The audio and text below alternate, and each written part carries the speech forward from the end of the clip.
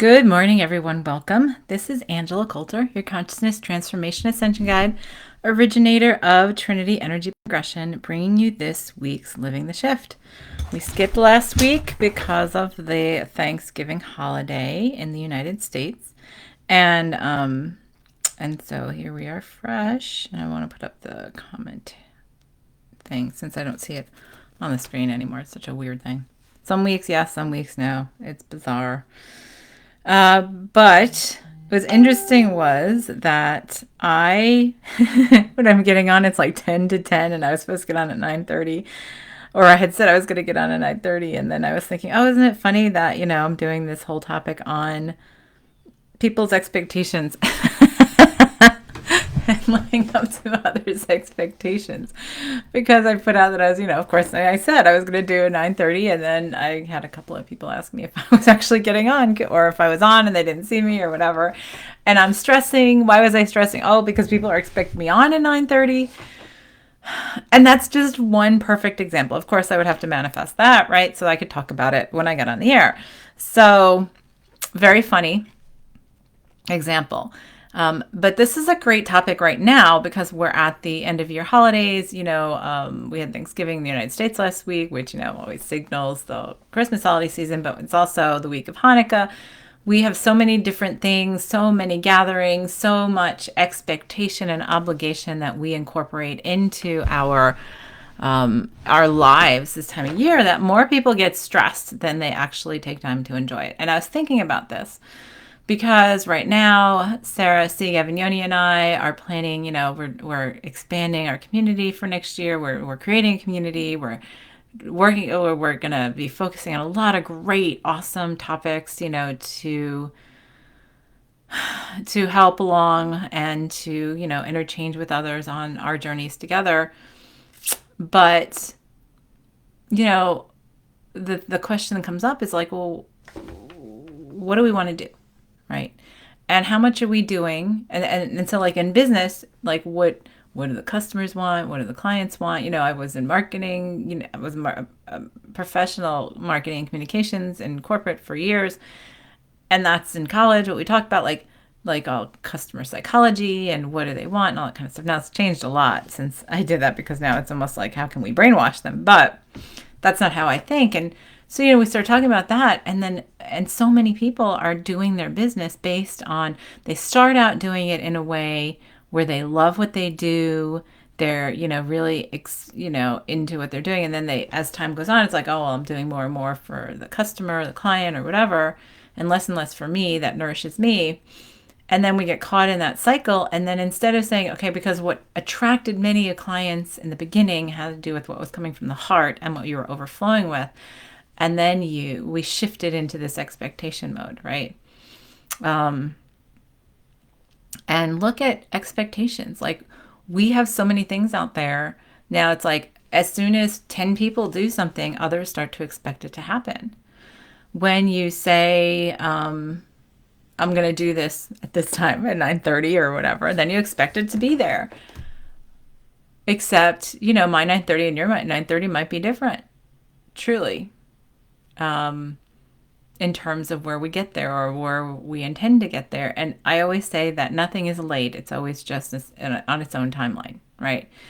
But that's not even the point of the matter. The point of the matter is I look at so many people, and instead of enjoying what's going on now, like, so it started us thinking about this. Sarah and I are doing our planning, and I'm like, okay, so many people they exhaust themselves and then they martyr themselves, and they talk about, oh, how exhausted they are as a martyrdom thing, as a look at how important I am because I'm so exhausted, because I'm so busy, because I am fulfilling so many people's expectations of me, so that what's underneath that is so that they will love me, believe that I'm worthy, believe that I'm worthy and thus love me. We don't realize how much we do that and how many layers of it we have ingrained. We've created this set of dimensions to be very social in terms of neediness. We set it up to believe that we have, we have to have other people. We have to, that we if we're alone, that's a bad thing. If we're solitary, that's a bad thing. And when we get into consciousness, it's sort of like it starts striking a lot of friction, because then you're going, okay, well, we're never alone because this is all just facets of me reflecting back to me. And we're always alone because if you look at the whole universe as a singular divine consciousness or the quantum field or whatever, then there is only that singular consciousness and whole. So that means there's nothing else and everything else is within it. So you're always alone, you're never alone, right? But we get to this place where we're so driven underneath the surface of, well, I've got to do this to make my husband happy. I've got to do this to make my wife happy. I've got to do this to make my girlfriend or my boyfriend happy. I have to do this to make my friends happy, my kids happy, my parents happy. And it's been hitting me in the face. It was funny because it was so easy to look at this particular topic, or knowing that this was the topic to talk about today, because it was so in my face. It's been so in my face for the past like week. It's like all of a sudden everybody's like, well, give me, give me, give me, give me. And I'm like, well, what about the give me back? And then there's crickets. And then when I refuse, I get an attitude, I get anger, or, what they believe is punishment, or, and stuff like that. Exclusion. Because then we decide, okay, if somebody doesn't do what we expect them to do, I'm going to punish them by not, I'm going to make them feel excluded from my love. And we do that all the time. And so many things were motivated at the holidays. Like, how many people are you doing like presents for that you just feel like because you should, right? Your siblings. There was one point years ago where my husband and I just had to call uncle, because we were, between the two of us, we had, we had 12 nieces and nephews. And between the two of us, 3 siblings and 3 significant others and all those nieces and nephews.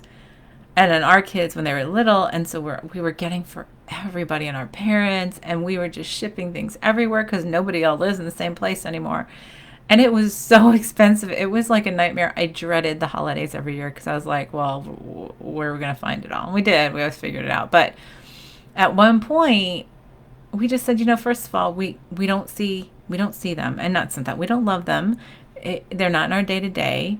It's more of a crapshoot as to what we're getting them for a gift, because we don't see them day to day, and we don't know them really closely, and it's just because we all have our own lives, and so. We talk to our siblings and we're like, how about we all just get for our own kids? And, because it's like we're spending the same amount of money on each other's kids. Why don't we just save that money and use it ourselves? And then we save the shipping and everything else. And, and the call to say I love you is more important, and connecting more important, right? So we changed all that years ago to really simplify. And then I really started cutting out things like friends who we felt like we just had obligatory gifts with because we were friends enough, right?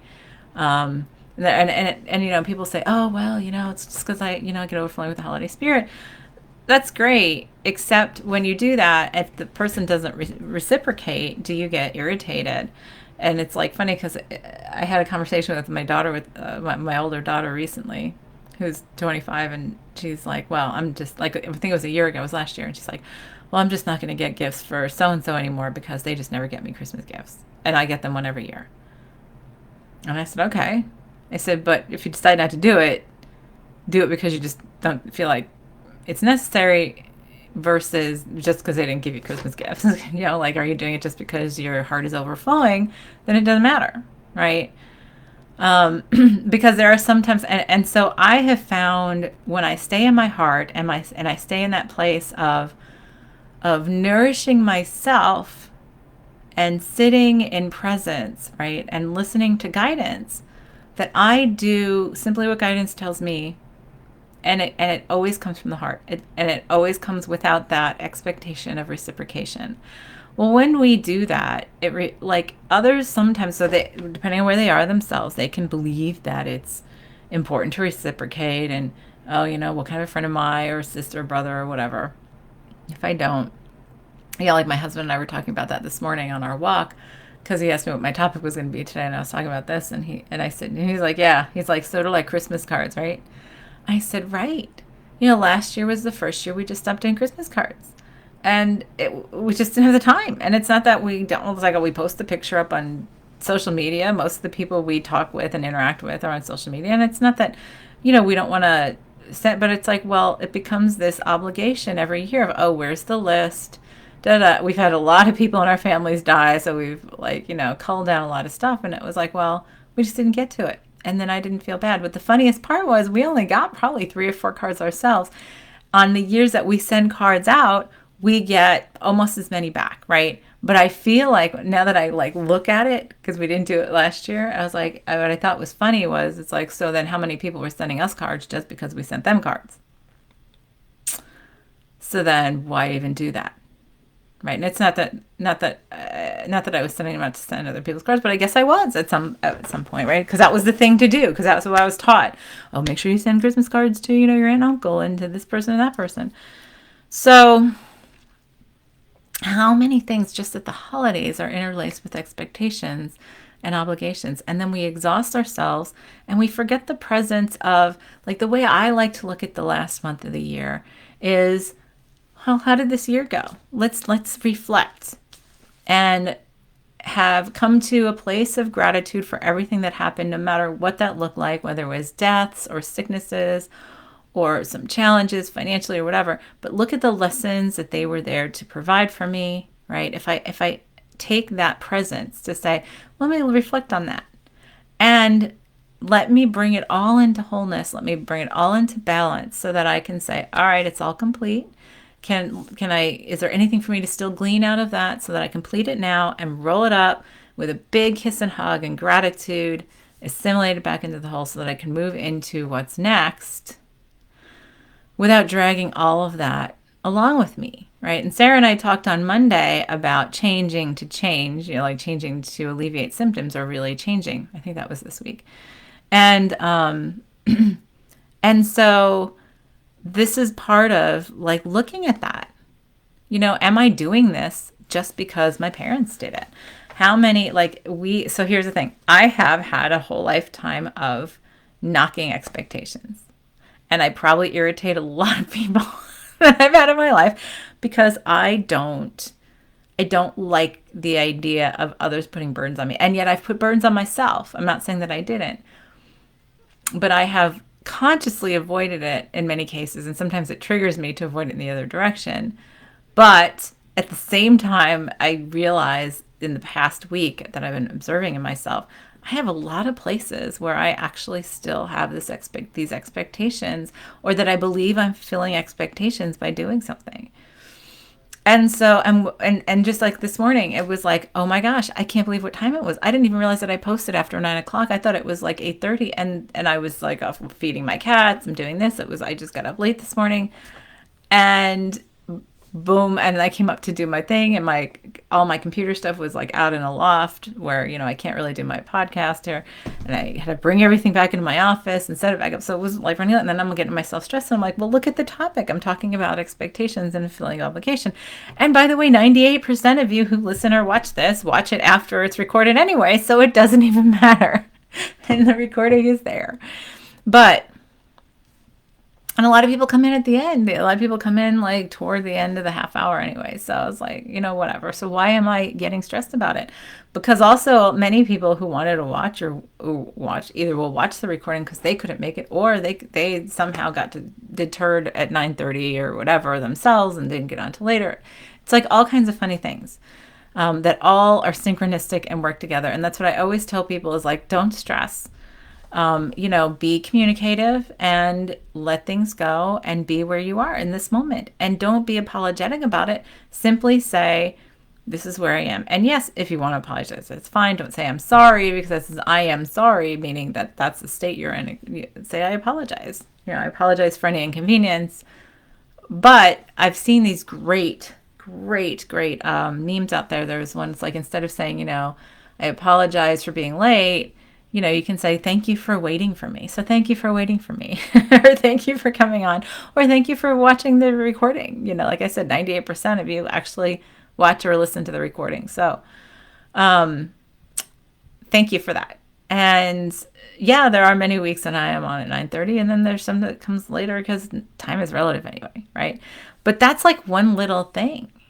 And just think about how many things we do, like in our businesses and work, right? What the boss expects, what these people expect, what these people expect, and how many times we get stuck. And I remember in corporate feeling like you're stuck between a rock and a hard place because you felt like you had five different groups expecting something and it all competed, for my time kind of thing.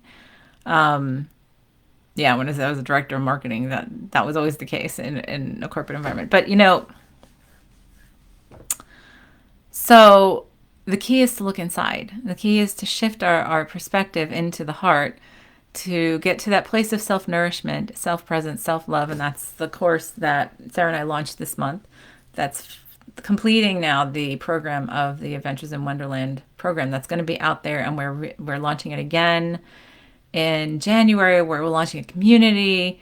In the new year, we're doing a course on energetic vision boards moving forward to shift the way we create. And I'm very excited about all this stuff. And all this stuff is coming from here, right? So, yeah, do we want 1,000, 10,000 people to do it? Absolutely. Absolutely. That would be the dream. That's the dream. And will we stop doing it if nobody does well? No, because we love this so much, So it's like, but the expectation is like, well, am I doing this to get, what am I doing it for? What's my motivation? That's an expectation. Your motivations, right? Am I doing it to get the approval of somebody? Am I getting it to get the belief from others that I am legitimate? Many of us in the spiritual community are hesitant to really be open and honest about the stuff that we're working on or talking about or thinking about or seeing or understanding in the presence of some people because of the expectation of acting normal, right? So how many times you join a community of some sort, a group, a meetup, an online community where everybody's supposed to be a certain way, or supposed to be, there's an expectation. Everybody is, like together because of a certain common interest, right? Well, then because of the common interest, many expect you to be this or understand that or be at this place. And that's not the case. Same thing in spirituality. We do that all the time. It's, okay, well,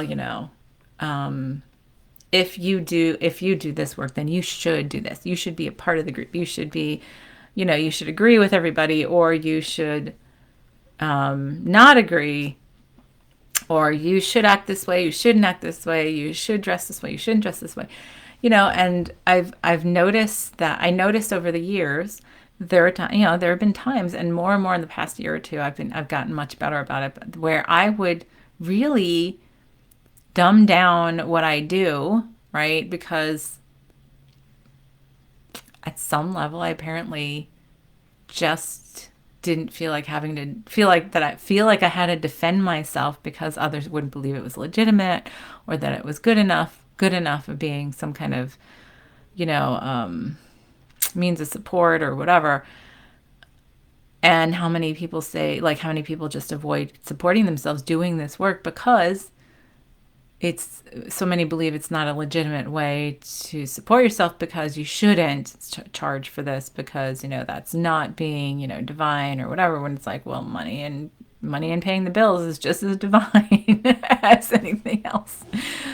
So, there's all of these things, but the reason I'm talking about all this is that we have so many layers of this that it's really hard to even start in one place. But I realized that I was getting very irritated and irritable this week because I can't seem to get everything done, right? And in my head, that's what the ego is telling me, is I can't get everything done. It's like I breathe and blink my eyes, and a day has gone by and I didn't do what I planned to do that day. And I look at a lot of clients and students that I have worked with and talked with, people who've even said they want to sign up for the courses or one of the courses or all of the courses in the Adventures in Wonderland thing. And they're like, oh, this will help me so much. But I just never seem to have the time, never seem to get the time. I'm always, tending to my kids and my husband, my wife, my this, my that, my blah, blah, blah, blah, blah, blah, blah. And then I never get to myself. Well, what if we switch that around to say, well, I'm going to get to myself first, Because when I am self-nourished, I am more at ease. I flow more. And this is what I tell people. It's like, I can't tell you how many times, how many clients over the years I've worked with, and I've been like, okay, you got to meditate. You got to do some kind of way of clearing your mind, clearing the chatter. Well, not you got to, but it will help you tremendously if you do that. Guidance is blah, blah, blah. And then they come back and they'll say that they'll like, oh, nope, having the same problems, blah, blah, blah, blah. They haven't started that. And I remember there was one woman who I worked with, and she goes, oh, I know it'll be better. She's like, I just don't put, and she finally took self-responsibility for it and said, I just don't prioritize it. And I'm like, well, why not? And it was when we finally started talking about that to say, well, because you're saying that it's more important for your kids to look at you like, the be all end all mother, and your spouse to be the be all end all spouse. And in your mind, that means serving them over serving yourself. And if you always put yourself last, you're never going to get to yourself. You're just never going to get there. And so I remember one time it was like 3 weeks we were going through a series of sessions, and I went like 3 weeks between sessions, and she came back. And the moment she walked in the door, I knew she had started to actually meditate, take that time, because her energy was completely different. Her demeanor was very calm. It was very centered. And we sat down, and she goes, I cannot believe the difference that putting 20 minutes in the beginning of the day for me to do some meditation has done. She goes, because she goes, in all honesty, I'm getting more done than I was getting before because everything seems to flow better. And I'm like, I know, but you have to get to that realization yourself. And so, I start, like, something happened in this fall. Like this whole year has been a very big year for me in terms of a lot of changing and shifting in my relationships, my core relationships. And it's all been good, but it's been a lot of feeling like the whole rug was pulled, the whole earth was pulled out from under me, and rebuilding it while I'm standing on it, kind of thing. And so it's been a place of constant change. And I found that I think I was getting tired of the constant change. So I would just, I think when I started saying I'm tired of the constant change, that was the ego. Well, of course, that's the ego. And the ego was like, can I just have a break? And the ego said, all right, instead I'm going to then just fall back on old habits, even though I've committed to changing them, right? And I'll just put off anything that has to do with me because I'm afraid of looking at more change, right? So I just want to go back and do the things that I was doing that are comfortable because I know them. And things like, I'm just going to tend to everybody else because then I don't have to look at my own stuff. And that's what we all do, all of us, at some point or another. I'd rather tend to all of them instead of tending to myself because that's far more comfortable. Well, then what happens is your stuff still starts coming around in front of you, but just through the face of another, which is just a reflection back to yourself. So I started doing that. And then when I started doing that is when I started feeling suffocated. And I was fine up until then. And the funniest part was in October, I held a retreat in Orcas Island, Washington, which was fabulous. And we went on a whale watching trip. I took the group on a whale watching trip, and we saw these humpbacks. And I remember at the end, these two humpbacks, it was a mama and her calf, were hanging out. And the naturalist was like, I don't understand. This is very unusual for them to just hang out at the surface, like, because they were just sort of like floating, hanging out. And I was like, yeah, that's just our energy. But something really connected with me with that energy. And ever since then, I've been having dreams upon dreams upon dreams having to do with whales. And they get closer and closer in every dream. Till the other night, I was literally standing in the water and there were these whales all around me. It was incredible. Like, it makes me get tingly just talking about it. But I realized going into meditation, I think it was yesterday morning, that I've somehow, that whale energy has come into me. And when you look up whale energy, it's all about magnificence and really, like just being in the presence of, say, like a humpback whale is incredible in itself. Their energy is so huge. And I just could feel like when they were sitting at the top of the water, I'm like, they're people watching. Like they come up, like we think we're going out to watch them, but they're like, oh, hey, what can we do to entertain the people today and see what they do? They're so conscious. Their consciousness is so huge that they hold here, and we're all a part of that same consciousness. But it's to remind us that we are that too, right? And if we allow that, how does that change everything we do? Everything. And I realized in meditation that that's what had been bugging me is I've been holding this well consciousness, which opens up so many things, but it changes even more and accelerates everything even more. And it's stopping the idea of something being breathless and and that I can just roll with it. And the ego wants to shut down and go, yeah, let's just go and take care of everybody else. Let's go, do this for this person, do this for this person, do this for this person. And then we can just avoid our stuff because then that'll just slow it down because I'm very uncomfortable with this, right? Because I would like a rest after all of this change that happened this year. And then I realized, oh no, but what if I just said, no, well, the only constant is change. And I'm going to continue to embrace it. I'm going to not only embrace it, but I'm going to allow it to be easier. And I'm going to allow myself to expand exponentially with the capacity to embrace that change in a way that is easy and fun and enjoyable. And in doing so, I have to open my heart to all possibility and let go of the expectation that I have of what that looks like. And that's really our biggest step, because when we can let go of that and we just sort of start flowing with the day to day, and it's the ego that's like, well, what about this? And what about this? And what if this happens? What if that happens? And it's like, well, then it happens. But what am I guided to do? What is my heart telling me to do? And that's what in the series of the Adventures in Wonderland program, which we're creating a whole community for discussions about things like prosperity and relationships and careers and lifestyles and everything else, incorporating all the elements of the 7 basic courses that we created.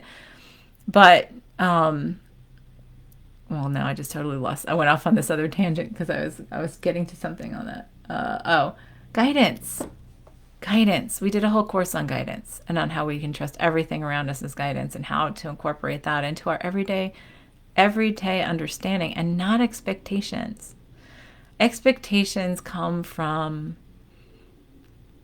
the egos need to be validated. The egos need to feel like it's worth something because it believes that it's in lack of it. So we have to fit in. We have to follow suit. We have to be like somebody. We have to, be approved of. We have to be accepted like somebody to be approved of, or to feel loved, to feel worthy ourselves because then others love us. So how much do we do based on that presence and that self-love of, I just feel great doing it. And I'm going to allow that. And I'm going to allow that to support me as I support it. That then becomes an effortless interchange without expectation because it just is. So that's something to look at. Like I said, I thought, well, this is funny. This has come up. It's been in my face because, what happens is it's never enough and you'll never get to yourself if you put yourself last, right? So we always say the self-centrality is really important because it's that, put the oxygen mask on yourself before helping somebody in the seat next to you, as they say on the plane. Or the fact that what I tell people all the time is if you don't nourish and refill that well of you and your love, then eventually the well runs dry and you have nothing to give anyway. So that's martyrdom, right? Then we die, get hurt or whatever. And so it's time to shift that. And we tend to do this more in the holidays than any other time of year. So take a breath, take a moment, step back. And that's what I'm doing. That's what I was doing yesterday and this morning. And letting all of the disappointments of the ego go through, step back and say, you know what? What am I doing just for my heart? And that's what I'm going to be doing. That's what I'm doing. That's what I'm committing myself to do. And if somebody's angry at me for doing that, that's where they are. It has nothing to do with me. What I tell people all the time, it's none of your business what other people think of you, because what they think of you is where they are, actually. So if they think you're great, that's where they are. And if they think you suck, that's where they are. And you can be the same exact person Same exact person doing the same exact things for two different people, and one could think you are the next thing since sliced bread, and the other person can think you're terrible and a jerk. And that's they're both right in terms of their own perspective, but you do you. You are the one creating you, and if you do it with love, you create that canvas with love, that is where you become the most fulfilled, the most colorful, the most, and then you attract those who are in that place too. And yes, relationships change and they go away, and lifestyles and situations change and they go away, to open the door to allow for you to recreate reality. The thing is for us to let go of the ideas and the expectations of what that used to look like. So on that, I'm going to let you go. Think about that this week. Look around you and say, what am I still doing just out of obligation because somebody wants me to do it? Versus I'm doing it just because I love doing it, because I enjoy it, and I think it's fun.